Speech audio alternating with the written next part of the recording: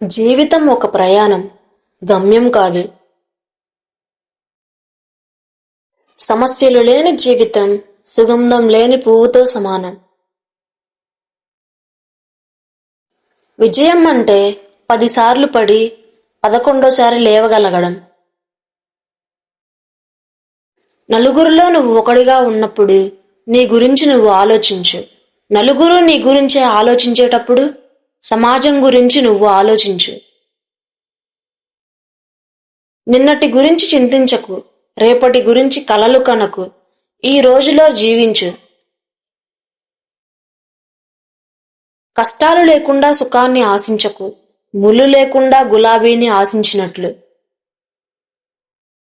గతాన్ని ఒక పాఠంగా, భవిష్యత్తుని ఒక ఆశగా, వర్తమానాన్ని ఒక అవకాశంగా చూడు.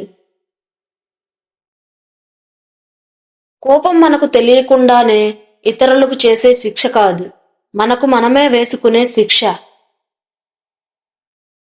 ధైర్యం లేని వాడికి అదృష్టం కూడా దూరంగా ఉంటుంది.